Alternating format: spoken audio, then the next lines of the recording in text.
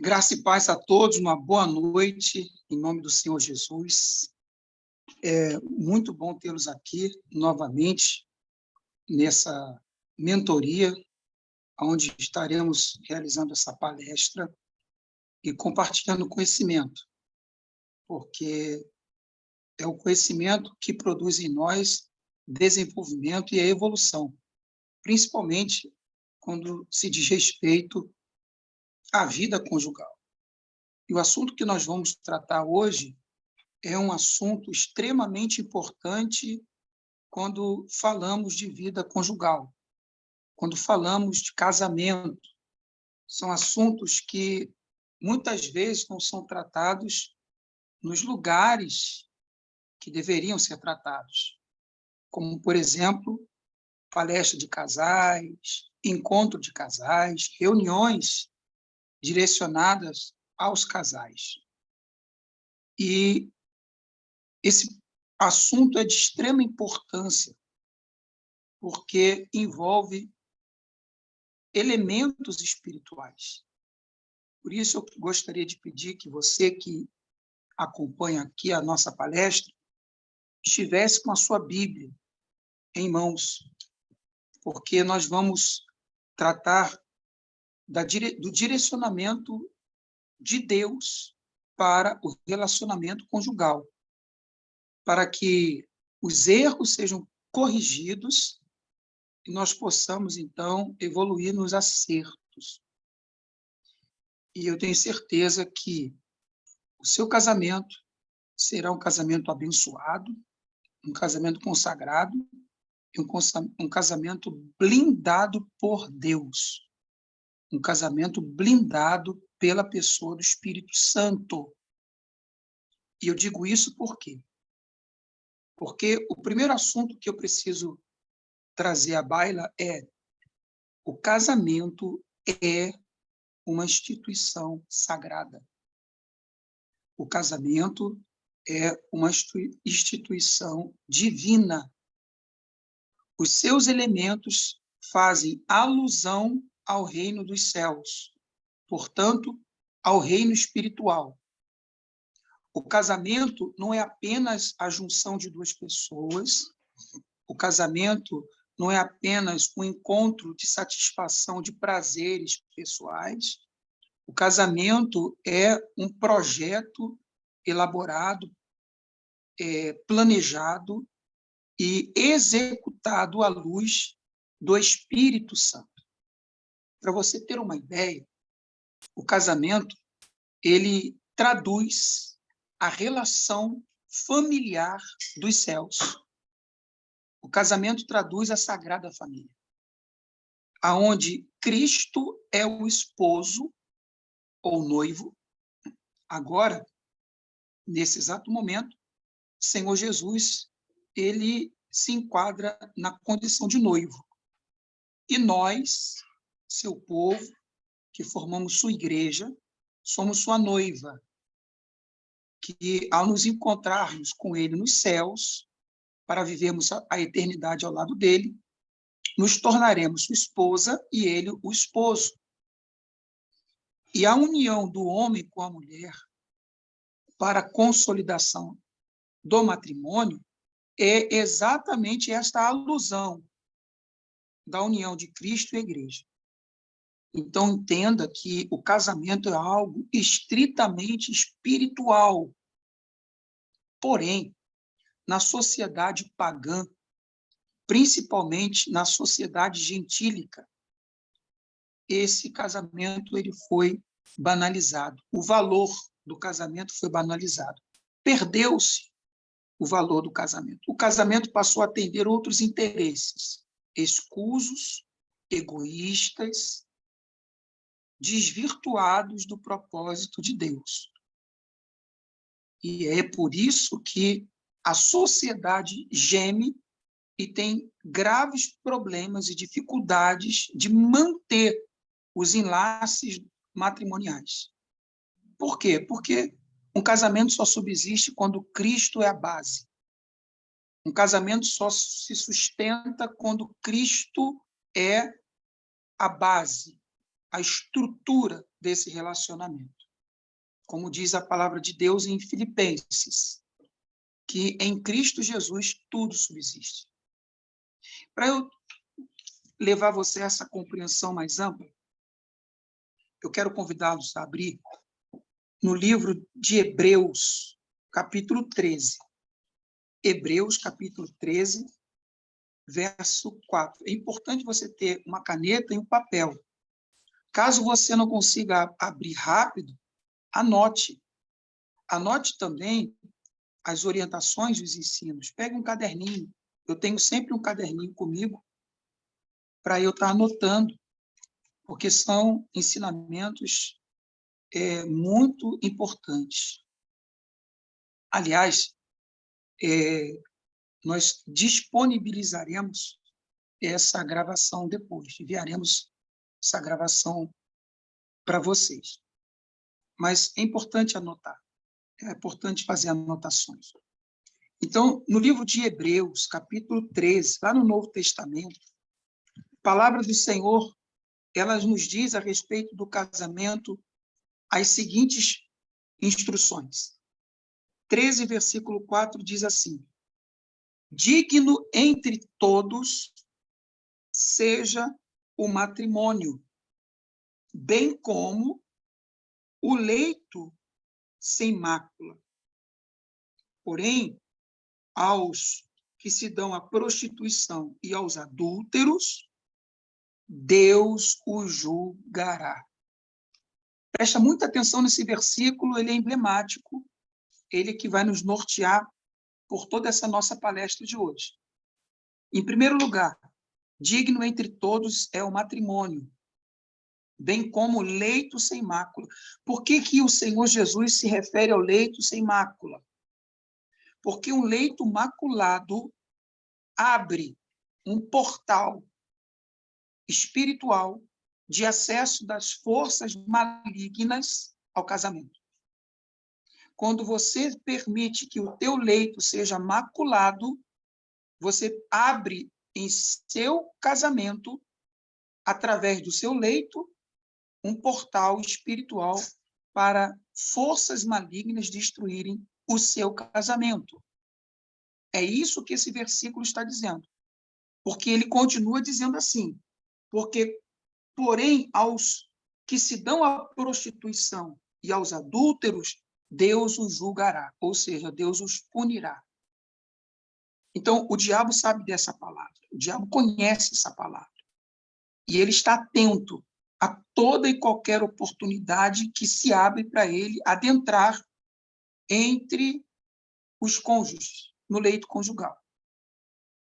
E para você compreender o que esse versículo quer dizer de uma forma mais abrangente, eu vou pedir para você abrir sua Bíblia no livro de Gênesis, lá no começo de tudo, no começo da humanidade, na formação das sociedades, porque as sociedades deturparam o sentido e o significado do casamento. Você já ouviu falar ou já ouviu alguém perguntar se no casamento vale tudo? Você já ouviu alguém perguntar isso? Entre quatro paredes vale tudo? Talvez você já fez essa pergunta, já se questionou ou questionou alguém sobre essa questão. Entre quatro paredes vale tudo, pastor André? Não. Não vale tudo. Muito cuidado com isso. Porque essa interpretação de que vale tudo por amor é uma cilada maligna para que portais espirituais se abram na sua vida. Nós falávamos em um outro vídeo a respeito dos portais espirituais.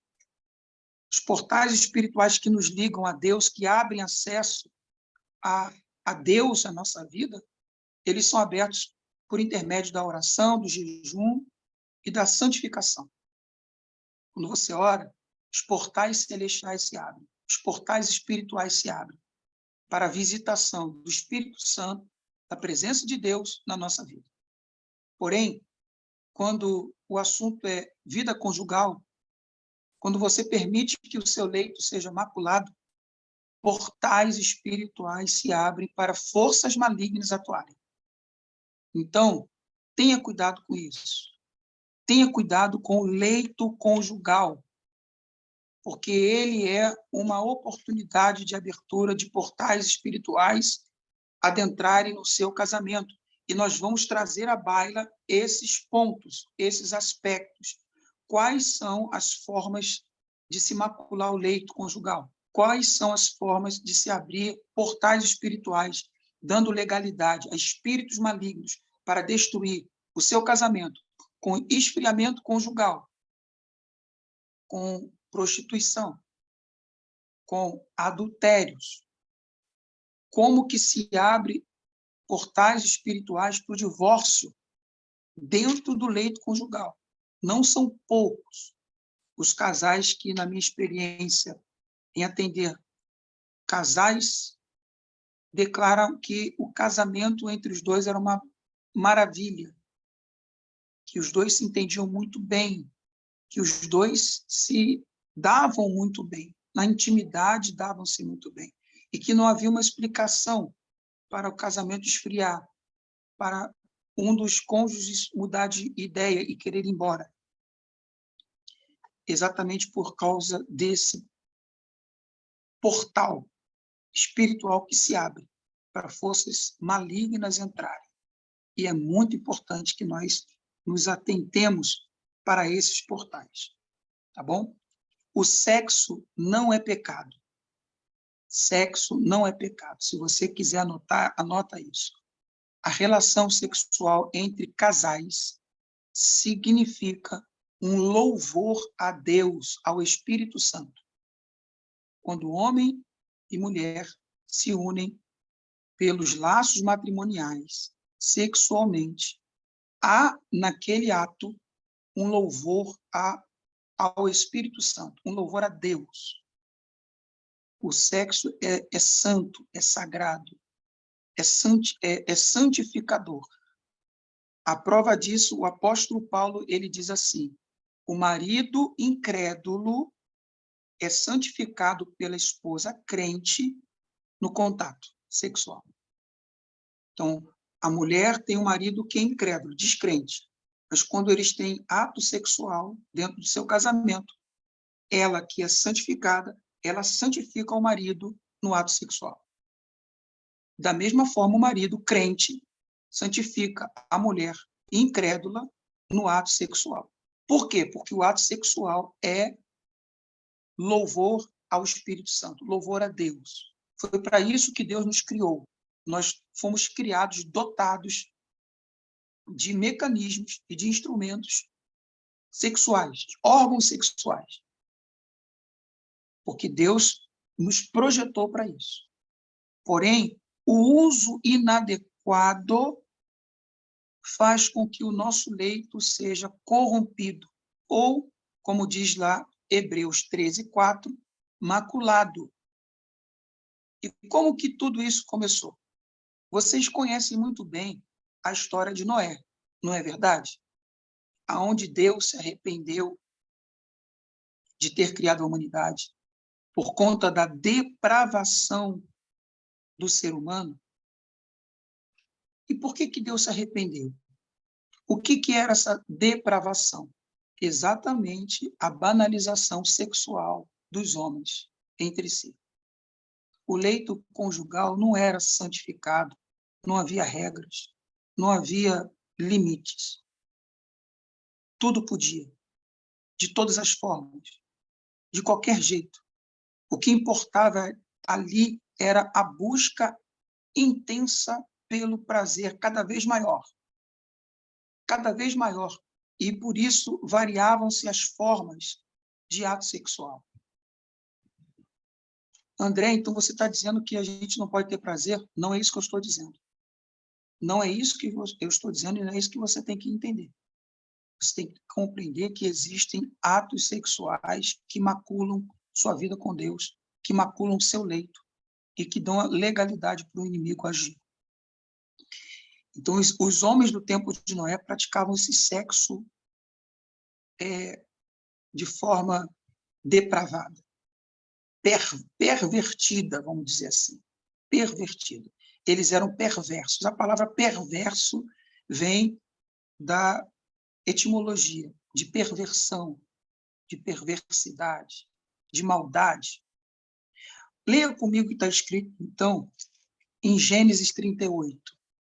Gênesis 38 fala a respeito de uma situação onde os patriarcas bíblicos se envolveram em atos sexuais depravados e sofreram eles mesmos em si severa punição de Deus, juízo de Deus. A gente não leu em Hebreus agora que os que se envolvem com prostituição e adultério, Deus faz justiça, Deus executa juízo? Esses patriarcas, descendentes de Abraão, de Isaac e de Jacó, eles se envolveram em atos assim, e por isso acumularam para si maldição. Leia comigo, então. Versículo 1 do capítulo 38 de Gênesis, primeiro livro da Bíblia. Fala sobre Judá e Tamar. Judá, filho de Jacó. E aconteceu que, no mesmo tempo que Judá desceu entre seus irmãos e entrou na casa de um homem de Adulão, cujo nome era Ira, e viu Judá ali a filha de um homem cananeu, cujo nome era Sua, e tomou-a por mulher e a possuiu. O que isso significa? Que Judá não quis se casar com uma mulher do seu povo, como Deus lhe orientou. Uma mulher temente a Deus, uma mulher que guardava os princípios de Deus, uma mulher que valorizava a santificação na sua vida. Ele preferiu casar com uma cananeia. O que é uma cananeia? É uma gentílica, era uma pagã, pertencente a povos pagãos, que não tinha temor às coisas de Deus, que não tinha nenhuma preocupação em guardar a santificação para com Deus. Então, ele casou com uma mulher que não tinha princípios espirituais. Uma mulher que era como aquele povo anterior a Noé, que foram afogados no dilúvio. Versículo 3. E ela concebeu e deu à luz um filho. Chamou-lhe Er.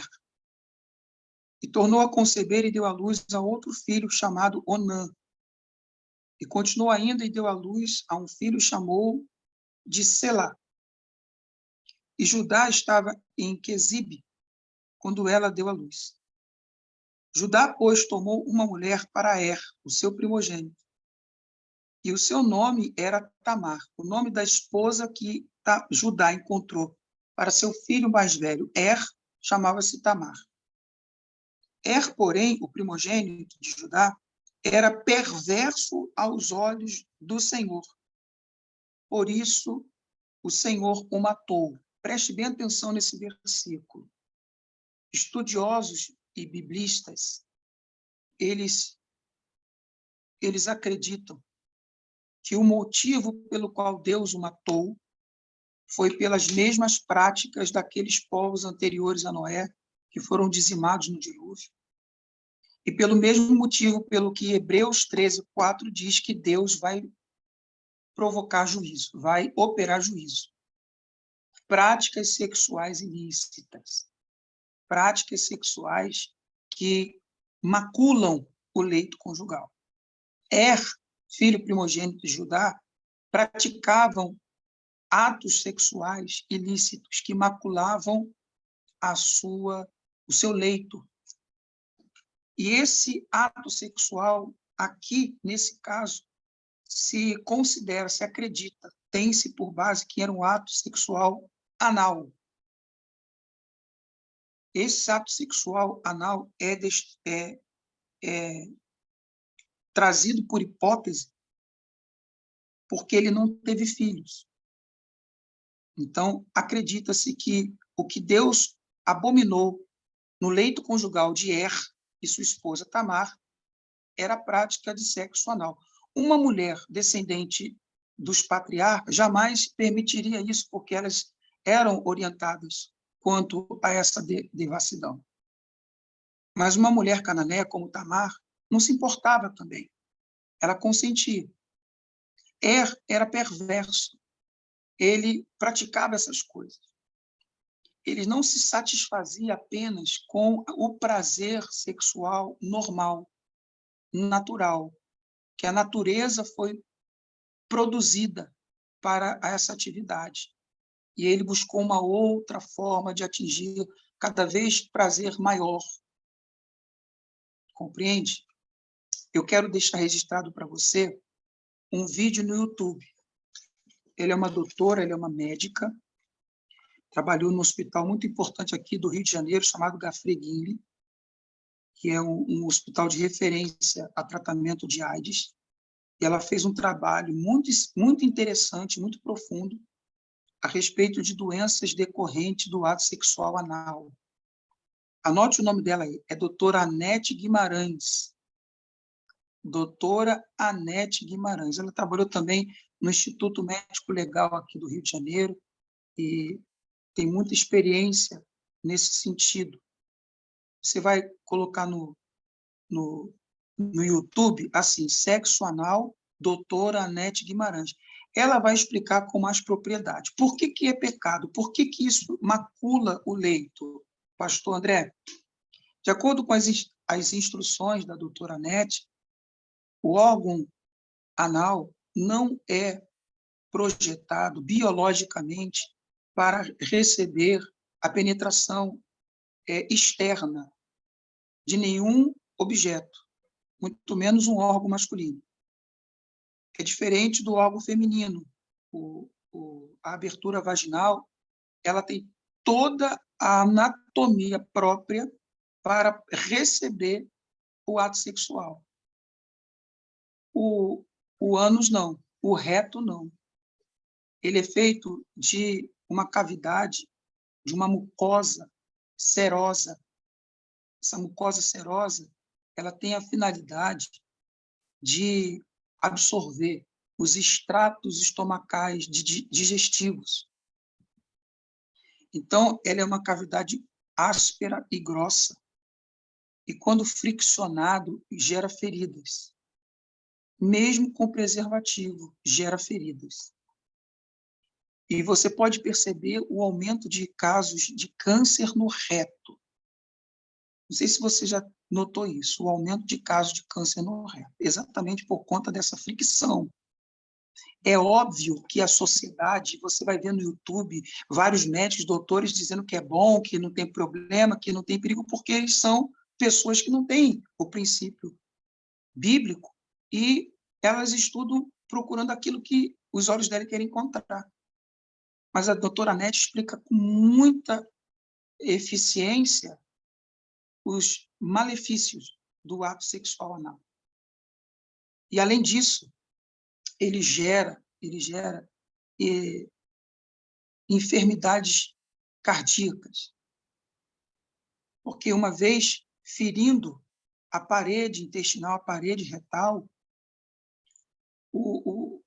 as bactérias que habitam a flora intestinal penetram naquelas fissuras, entram pela corrente sanguínea, alcançam o coração e elas fazem colônias nas cavidades coronarianas. Isso é incurável, é incurável. Nenhum antibiótico, nenhum remédio cura essas enfermidades. É como uma úlcera. Começa com uma gastrite estomacal, se não cuida, aquilo vai se evoluindo para uma úlcera, vira câncer. É a mesma estrutura, é o mesmo tecido celular, que, se rompendo, não se cura, não se cicatriza, porque há um tráfico intenso ali de fezes, de bolo fecal, e não tem cura. O câncer no reto, a pessoa morre mesmo. Por isso é algo abominável, não se deve praticar. E, quando se pratica, eu falei aqui para o lado biológico, científico, Mas quando se pratica pelo lado espiritual, isso abre, sim, portais espirituais que vão danificar o teu relacionamento conjugal, porque o teu leito fica maculado. O teu leito fica comprometido. A doutora Anete ainda fala que não existe prazer algum, porque não tem terminações nervosas ali que estimulam o prazer. É só dor mesmo, dor e sadismo de quem faz, ou masoquismo de quem recebe. Então, acredita-se que o caso de Er foi esse. E aí o que acontece? Versículo 4, perdão, versículo 8. Então disse Judá a Onã, irmão dele, toma a mulher do teu irmão e casa-te com ela, suscita descendência a teu irmão. Onã, porém, soube que essa descendência não seria dele. E aconteceu, olha o que interessante, e aconteceu que quando possuía a mulher do seu irmão, a Tamar, derramava o sêmen na terra, para não dar descendência a seu irmão. Presta bem atenção nisso. Ele derramava o sêmen na terra, que ele não queria que ela engravidasse. O que aconteceu? E o que fazia era mal aos olhos do Senhor, pelo que o Senhor o matou. Pelo que o Senhor o matou. Você sabia como é que Deus, ele mata? Deus não pega a mão dele e mata. Deus dá legalidade para o diabo matar. Porque o diabo veio para matar, para roubar e destruir. Uma vez esse portal aberto, Deus não interfere. Deus permite que o mal destrua. Então, o fato de Onã derramar o sêmen na terra, abriu-se portais. Sabe o que significa? A masturbação. A prática da masturbação. Não é apenas o ato de masturbar-se, mas o derramar o sêmen ao léu, desperdiçando no chão, enfim, fora do leito conjugal. E muitos têm, mesmo casado, têm praticado o ato da masturbação. Às vezes, por questões de conflitos, a esposa não quer, ele, eu tenho que me aliviar, e vai lá e se masturba. Você está maculando o seu leito. Talvez você não sabia disso, talvez nunca ninguém te falou sobre esse assunto. Mas ele é importante. Por isso que eu falei que eu ia trazer assuntos aqui que encontros de casais dificilmente falam sobre isso. Mas é importante, está na Bíblia. Eu não estou falando de uma forma leviana, eu estou falando de uma forma científica e de uma forma espiritual. Então, por que Deus matou Onã? Por conta dessa prática. Por conta dessa prática. O prazer sexual tem que ser feito a dois, com a sua esposa e com o seu marido. Quando você faz de uma forma egoísta, buscando o prazer único para si, você está abrindo um portal espiritual para a destruição da tua própria vida. Isso compromete você. Continuando, diz assim, eu vou resumir, peço que você depois leia, porque senão eu vou ficar aqui muito prolixo na leitura, estendendo muito. Depois você vai ler, eu vou explicar e você vai conferir o que eu estou falando. Quando Onã morreu, ficou o seu filho mais novo, o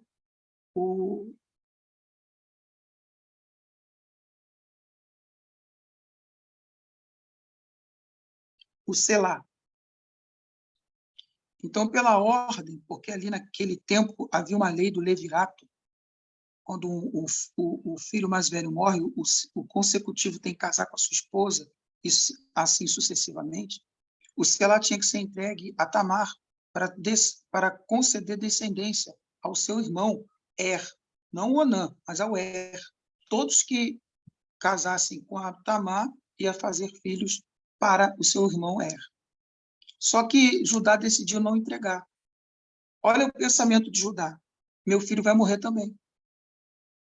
Meu filho vai se envolver com essa mulher cananeia, que não tem os princípios espirituais, e ela, como ela tem essa prática, ela cresceu nesse tipo de sociedade, vai ter relações impróprias com meu filho Selá, e ele vai morrer também como morreu meus 2 filhos. Ali Judá percebeu a loucura que ele fez ao se casar com uma mulher cananeia, que não tinha os princípios, o temor do Deus vivo e verdadeiro. Então Tamar, ela fez uma estratagema. Ela se vestiu de prostituta cultual. Olha que interessante. O termo prostituição não vem da venda do corpo por dinheiro, não vem de sexo por dinheiro. O termo prostituta cultual vem de uma idolatria. As prostitutas cultuais eram mulheres que ficavam no templo dos deuses pagãos, oferecendo sexo em louvor aos deuses. Lembra que eu falei que o ato sexual entre marido e mulher dentro do matrimônio é um louvor ao Espírito Santo? Olha o que o diabo faz. Ele suscitou uma religião pagã, onde mulheres praticavam sexo para qualquer pessoa que se aproximasse, oferecendo louvores a deuses, como Baal, poste-ídolo, deuses da antiguidade, cultuados de forma idólatra por aqueles povos. Então, Tamar se vestiu como uma prostituta cultual. E quando Judá passou pelo caminho, Judá se envolveu com ela e teve relação com ela. E ela engravidou de um filho do próprio sogro. Por isso vem o nome prostituição. As pessoas se perguntam, é pecado o sexo fora do casamento? É prostituição. Por conta desse princípio aqui, que eu estou dizendo para você no livro de Gênesis. O sexo fora do casamento é prostituição, porque a prostituição vem da prostituição cultual, prostituição com outros deuses. Por isso, nós temos que ter um só Deus, o Senhor Jesus, a Santíssima Trindade, que é Pai, Filho e Espírito Santo. Não devemos cultuar nenhum outro Deus, nenhum, nem santos, nem mártires, nenhum deles. E, inclusive, o primeiro dos 10 mandamentos, o primeiro é não fazer imagem de esculturas e não adorar nenhum outro Deus, a não ser o Senhor. Está escrito lá, Êxodo, capítulo 20. Anota para você ler depois. Não devemos fazer orações a nenhum outro Deus, a nenhuma outra imagem. Eu entendo que muitas pessoas nasceram nesse contexto, mas isso, de acordo com Êxodo 20, dos 10 mandamentos, faz Deus perseguir sua descendência até a 3ª e 4ª geração de quem o aborrece. Leia lá depois. Deus amaldiçoa da 3ª até a 4ª geração. Até a 3ª e a 4ª geração de quem adora imagens. Porque é uma idolatria, é uma prostituição também. Então, o que acontece que fere o leito conjugal? É o desejo da lascívia. O desejo da lascívia é o ato sexual não para oferecer prazer ao esposo e não para oferecer prazer à esposa, mas para transcender, alcançando prazeres ainda maiores, não satisfazendo-se com o prazer a 2, mas querendo, por exemplo, hoje está muito em voga, sexo a 3, trisal, swings. É o que a nossa sociedade tem mais praticado de abominável. E muitos casais têm aderido a essa prática, trazendo para o leito conjugal outras pessoas, trazendo para o leito conjugal a participação de outras pessoas, como prostituição. Isso é uma prostituição, isso é um adultério, isso é uma perversidade. Compreende? Porque a pessoa está buscando um prazer além daquilo que foi projetado para produzir prazer. Ela não se satisfaz apenas. O livro de Romanos, capítulo 1, outra referência para você ler. Anote aí. Romanos, capítulo 1. Está escrito lá que até as mulheres mudaram a sua forma natural de contato sexual por outro, contrário à natureza, cometendo torpeza, trazendo para si mesmo justa condenação. Por quê? Porque a nossa sociedade ela quer prazer hedonista, cada vez maior, quer viver pelo princípio do prazer, cada vez mais. Então, é como droga. Você usa uma quantidade hoje, Amanhã você precisa de mais, e depois mais, e depois mais. Assim também vive a sociedade no leito conjugal, que é prazeres ainda maiores. Por isso, muitos portais malignos estão sendo abertos e destruindo casamentos. Não pensa que passa desapercebido, porque não passa. Você quer ver uma coisa? A pornografia é um portal que se abre. Entenda, aquela pessoa que está no vídeo, ela não vai estar dentro do teu relacionamento, mas o espírito que está dentro dela vai vir para o teu casamento. Como, pastor? Isso me confundiu. Deixa eu explicar para você. Digamos que você é um homem que consome pornografia. Você vê mulheres fazendo sexo com outros homens.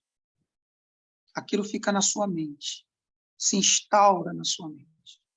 A imagem daquela mulher, a imagem do corpo daquela mulher. Quando você vai ter contato com a sua esposa, você lembra dessa mulher. Essa mulher se faz presente através do demônio que está dentro dela. Um portal se abre.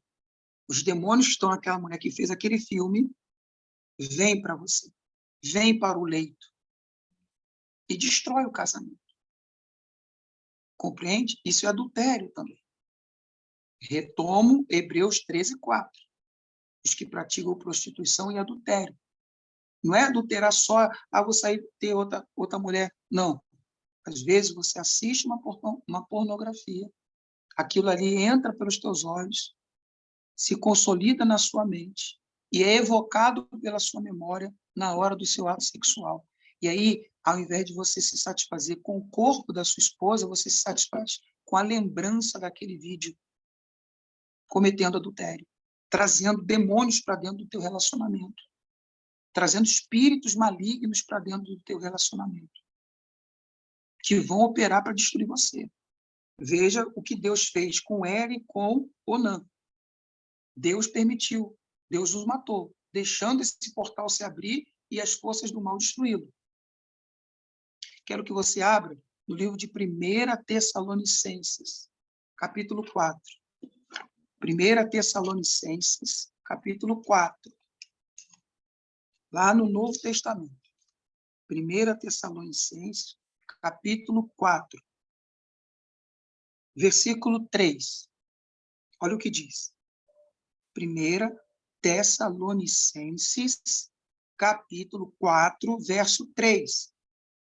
Porque esta é a vontade de Deus, a vossa santificação, que vos abstenhais da prostituição. Aí você fala assim, mas eu sou casado, não me prostituo. Se prostitui sim. Quando você traz essas práticas abomináveis para dentro do teu leito conjugal, você está se prostituindo. A masturbação, a pornografia. Olha o que Jesus falou. Se um homem olhar para uma mulher com uma intenção impura, já adulterou com ela. Não precisa ter contato físico, só em olhar já adulterou. Por quê? Exatamente por esse processo psicológico que eu estou te explicando. Entra pelos olhos, se aloja na mente e é evocado pela memória na hora do ato. Por exemplo, você já teve essa experiência de alguém chupar um limão e tua boca encher de água? Você já teve uma experiência de alguém com a unha arranhar o azulejo e você se arrepiar todo? Não foi com você, foi com outra pessoa, mas provocou algo em você, não é verdade? Esse é o fenômeno psicológico que ocorre na pornografia. Então, você está assistindo a pornografia, está entrando pelos teus olhos, ativando a sua mente, evocando a sua memória. Fica lá instaurado. É como se você estivesse ali com aquela pessoa, e não com a sua esposa, e não com o seu marido. O que eu estou falando para você é repudiado pela nossa sociedade. Nós, pastores, somos tidos como moralistas. Deixa as pessoas serem felizes do jeito dela, mas eu tenho a obrigação de trazer a teu conhecimento as coisas que abrem portais malignos para destruir tua vida. 1 Tessalonicenses 4, verso 3. 1 Tessalonicenses, capítulo 4, versículo 3. Então diz, porque essa é a vontade de Deus, a vossa santificação, que vos abstenhais da prostituição. Versículo 4. Cada um de vós saiba possuir o seu próprio corpo em santificação e honra, não por desejo de lascívia, como os gentios, que não conhecem a Deus. Olha só, eles não conhecem os princípios de Deus. Você está entendendo o que eu estou te explicando? O que é o desejo de lascívia? É esse desejo de um prazer cada vez maior, que não é suficiente apenas no ato a dois natural, órgão genital masculino, órgão genital feminino se unem e ali produz um prazer espiritual, que é um louvor ao Espírito Santo, que o Espírito Santo vem e traz alegria, traz paz, traz satisfação, você se preenche com o seu marido, você se satisfaz com a sua esposa, você não precisa de mais ninguém, só dele ou só dela. Isso é santificado, isso é santificação. Sexo não é pecado, sexo não é abominável, pelo contrário, é um louvor a Deus. Uma pergunta que as pessoas também me fazem é a respeito do sexo oral. Muitas pessoas perguntam, pastor André, é pecado o sexo oral? A Bíblia diz em Provérbios, capítulo 5 e versículo 19. Vamos ler? Provérbios 5, verso 19. Diz assim.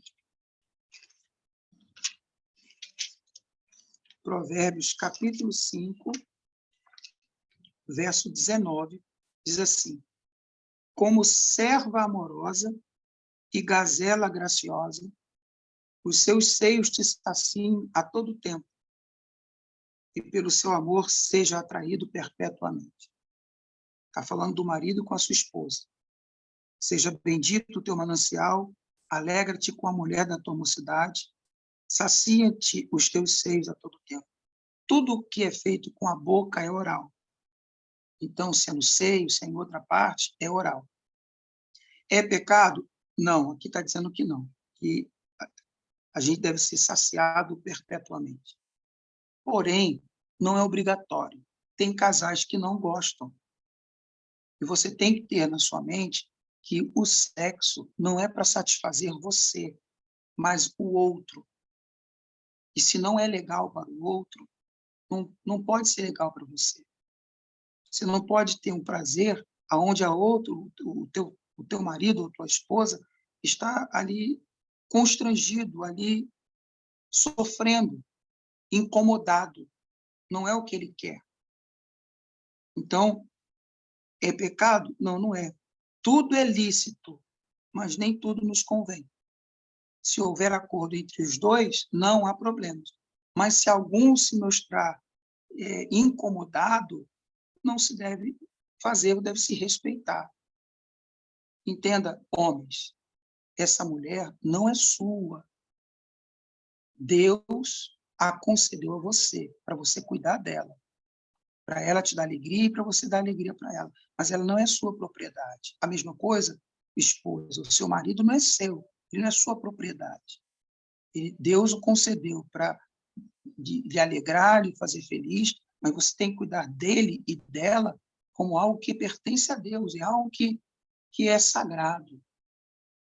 Pastor André, mas o apóstolo Paulo fala que o homem não é dono do seu corpo, nem a mulher é dona do seu corpo, mas é de ambos, sim, mas não quer dizer que você é proprietário.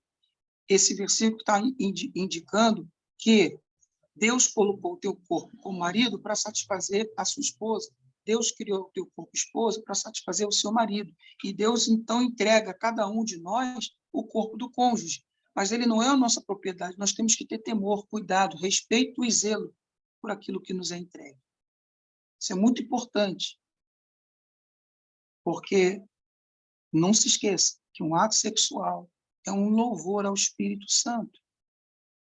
E nada que cause discórdia, briga, tristeza, vai servir para adoração ao Espírito Santo. Compreende? Então, ele diz assim, Provérbios, né? Sacie-se todo o tempo pelo seu amor, seja atraído perpetuamente. É muito interessante você ler o capítulo 5 inteiro. Ele fala dos perigos do adultério. Ele fala dos perigos da relação sexual extraconjugal. Os perigos que traz. Ele diz que é como a mulher adúltera é como as portas do inferno que engolem os que a acompanham, os que a seguem. Quando o homem adultera, quando o homem ele larga sua esposa e vai embora com uma adúltera, essa adúltera está levando ele para os portais do inferno. E é por isso que nós sempre fortalecemos a ideia de você lutar pelo seu casamento. Por quê? Porque esse adultério está levando o teu cônjuge para o inferno. É por isso que nós falamos que a luta pelo casamento vai para além apenas de um desejo egoísta de ter o seu marido ou sua esposa de volta. Ele vai para o sentido do projeto de Deus de salvar aquela alma que uma adúltera ou um adúltero está carregando para o inferno, as profundezas do abismo. Por isso que Deus está contigo. Porque Deus quer usar você para resgatá-lo do fundo do abismo. Então, esses ensinamentos, essas instruções são muitíssimo importantes. Porque são informações que as pessoas não têm posse, não detêm esse conhecimento e fazem bobagens. E aí não entende por que o casal que se ama tanto se separa, por que não consegue viver juntos, se amam tanto, porque portais foram abertos e na tua vida esse portal tem que fechar. Tem que se fechar as portas, tem que se fechar as brechas. Eu tenho falado isso nas nossas lives de oração. Quem tem participado sabe disso, é minha testemunha. Que você, quando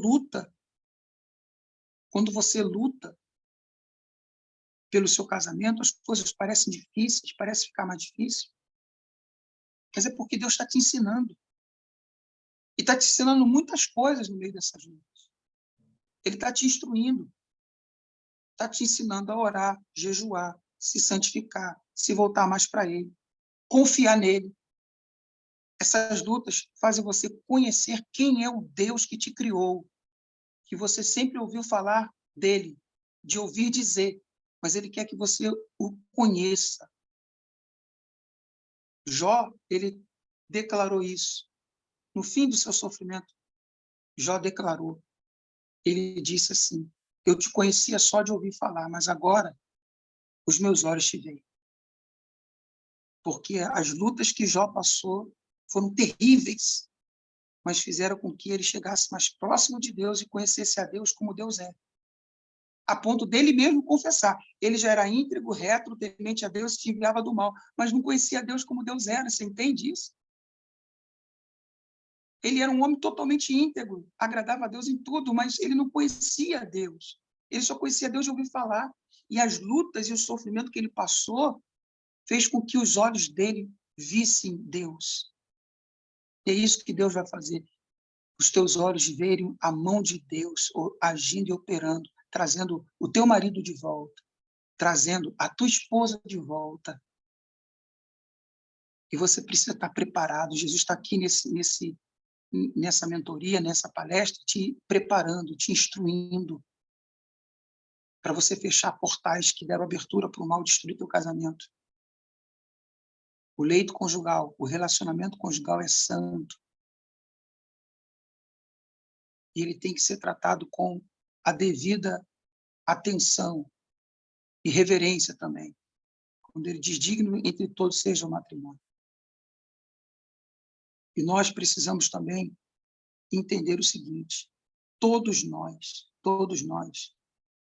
passamos no processo de formação de nossa personalidade, da vida psíquica. Nós passamos por transtornos. Todos nós somos atravessados por alguma questão.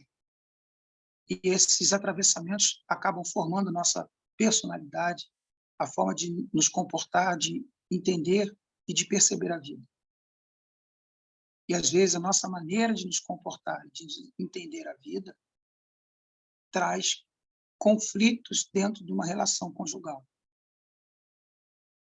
Eu costumo dizer sempre, em todas as palestras que eu faço para casais, que a vida a dois precisa ser um cordão de 3 dobras.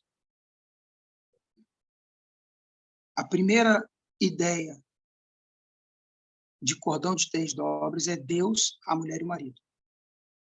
Mas a compreensão mais aprofundada do conceito de 3 dobras é você se ligar ao teu cônjuge, corpo, alma e espírito. A tua mente tem que estar coadunada com a mente do teu cônjuge. Ou seja, os teus pensamentos têm que se relacionar de forma harmônica com os pensamentos dele. Vocês têm que buscar um consenso, um entendimento. E, para isso, cada qual tem que ceder. A vida conjugal exige flexibilidade. A vida conjugal exige bom senso.